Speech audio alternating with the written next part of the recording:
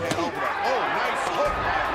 Here comes Razor Ruddock out of nowhere. On today's video, we turn the clock back to 1986 and scrutinize one of the hardest punching heavyweights of recent decades, with a primary focus on the infamous smash punch that was unique to his own repertoire. He missed 2 lefts, hit him on the right, left. Dropping a like on the video would help us out a bunch, so please consider it if you enjoy our content. Here now, the frightful power of Donovan Razor Ruddock.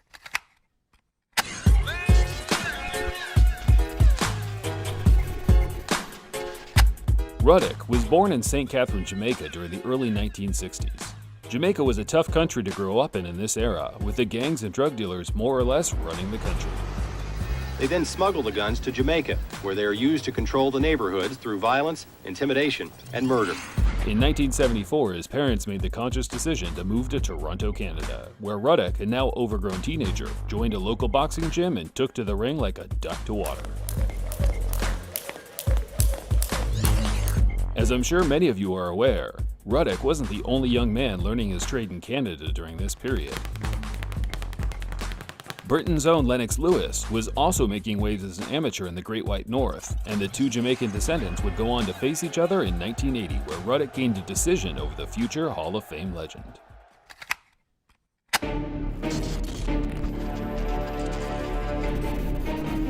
Well, Sam, you have to give both of these guys credit. There's so much at stake. Goes down to the second string, dumps it down, and he may be out. It's all over. It's all over. What an impressive performance by Razor Ruddock. This is the best young heavyweight prospect I've seen in years, Sam.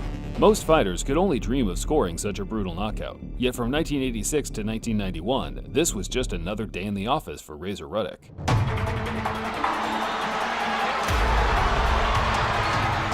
There's no doubt in my mind that Ruddock is really a good hard puncher. Now, Ruddock is a very hard puncher. Puts it very, very left hand. It was a short right hand. Missed 2 lefts, hit him on the right, left. His attack is very, very vicious. During a 5-year period, Donovan scored 16 consecutive knockouts, each and every one being set up by the smash. The punch today is closely resembled by the shovel hook, a sort of uppercut/hook that is usually thrown to the body from a 45-degree angle while keeping your elbows nice and tight to your hip.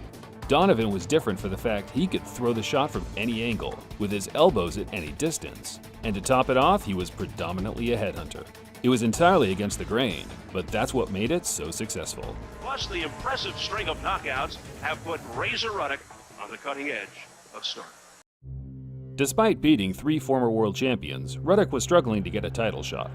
Evander Holyfield looked the most likely to entertain the idea, but changed his mind at the last minute and elected the more lucrative option in George Foreman. Yet, there was another man lingering around the division. He wasn't a world champion anymore, but still considered the very best in his category, perhaps even pound for pound. I want to fight, and destruct the world because I'm the best fighter in the world. Tyson needed a marquee win himself after suffering his first career loss to Buster Douglas. Ruddock was in the right place at the wrong time. Or was he?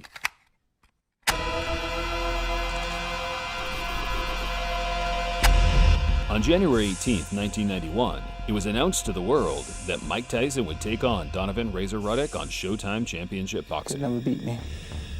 That particular guy, Razor Ruddock, don't care how good he is, don't care if I died or something, and he became the best. And he could beat anybody and he obliviates, he could never beat me. Ruddock was a respected contender at this time, but Mike didn't seem too worried about Ruddock's newly found reputation. March 18th, Mike Tyson, Razor Ruddock dies. If he doesn't die, it doesn't count. Harsh words, but a true reflection of Tyson's mindset at the time. Being a student of the sport, Tyson knew precisely the danger the Jamaican posed, yet nothing but a vicious knockout would add to his already illustrious profile. He's mad. He has really got a head of steam going. I think he wants to get this guy out of here as fast as he can. Both men weighed in terrific shape. The world was ready for a toe-to-toe battle. Round 1 scheduled for 12. A difference in size immediately apparent. Associate Minister. Tyson hitting afterwards. And the bad foot carries over. Tyson came out like a man trying to make a statement. He bashed around Ruddock and scored an early knockdown, although the referee, Richard Steele, should have seen that it was nothing more than a slip and trip. In round 3, Tyson put his man down once again, this time in clean fashion as he caught Ruddock with a nice counter left. There's a left by Ruddock, a left by Tyson. A Mike Tyson highlight reel is incomplete without that look of, what the hell am I doing fighting this guy, right across Ruddock's face. However, it'll never tell the story of what actually happened in the fight. Oh, a big left by Ruddock to stay on his feet. And the right hand open. Oh, nice hook. Here comes Razor Ruddock out of nowhere. Came away after all that punishment and inflicted some hard punishment again. A left uppercut by Razor Ruddock. That snubbed Tyson. Now Tyson says no. Hit me again. And he did with the right. And the bell sound. Ruddock finally found his range. The smash was landing, Tyson's knees were buckling, and Donovan was racking up the points. Round 6 was dominant for Ruddock, with a few thudding shots on the bell ending with a shove and a disrespectful stare at the former champ. In retrospect, perhaps making him angry was the wrong decision, as the next round would be the last. And it wasn't the Jamaican with his gloves It on. seems to have taken some steam out of Tyson. Ruddock coming back. Now Tyson with a big left. But Razor Ruddock, I'm sure, winning over a lot of people here for withstanding this kind of barrage. Oh, the left. Now the right combination. Steele steps in. Is it over? It's over. It's over. And Mike Tyson has defeated Razor Ruddock. Here in the There's no doubt Ruddock was on his last legs, but even Tyson admitted in the post-fight interview that the stoppage was premature. Put him out. How was he punching? Was it hurting Like a thunder, he punches like a mule kick. Unbelievable. Excuse my French, please. Oh my God. He was hurt pretty bad. But I would love to finish. He's at the moment where he's really hurt. But you see, he still can talk, and he's still on his feet, and he's still conscious. Really, I think that that's premature because you should have been allowed to finish him if you could.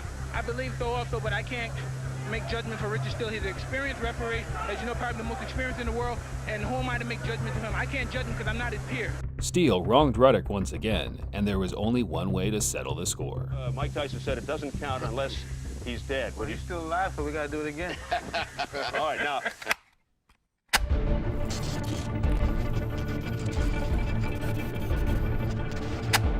I think you could argue, in all 40 Tyson fights to this point, Ruddock was his most robust victory, which makes the rematch just 3 months later that much more admirable. Championship. You know, talk about unnecessary risk. Here's Tyson. He's already #1. He's already going to fight for the title. What's he got to gain? Nothing. What's he got to lose? Everything. And the opposite for Ruddock.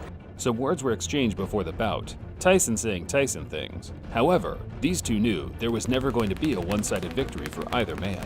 There was an undertone of respect amongst the trash talk before the first bell would ring for the second time. You're sweet.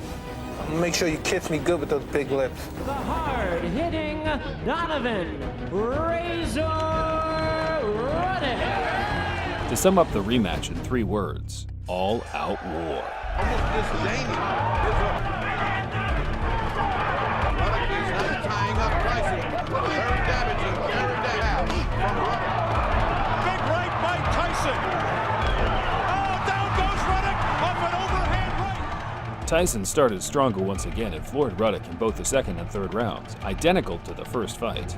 As Donovan laid on the canvas smiling, which he seemed to do far too often, he kept the fact his jaw was broken to himself.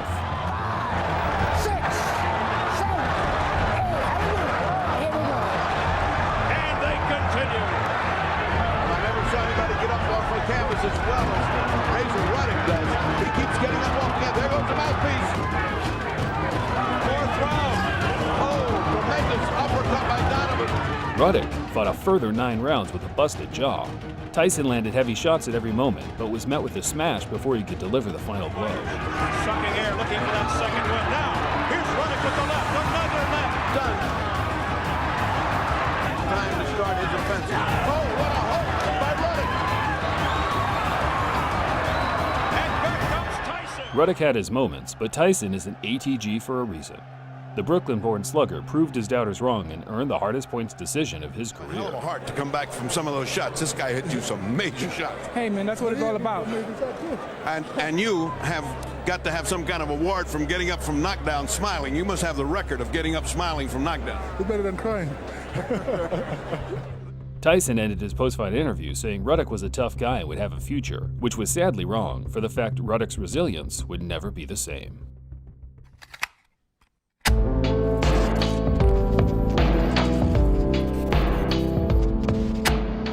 After the Tyson clash, Ruddock bounced back with back-to-back victories over Greg Page and Phil Jackson.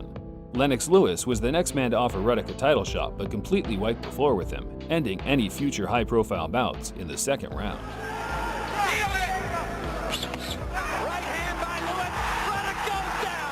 For the remainder of his career, there were huge chunks of inactivity.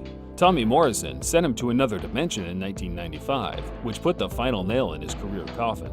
He did fight on, much longer than expected, only hanging up the gloves as recent as 2015. That isn't how he should be remembered, though.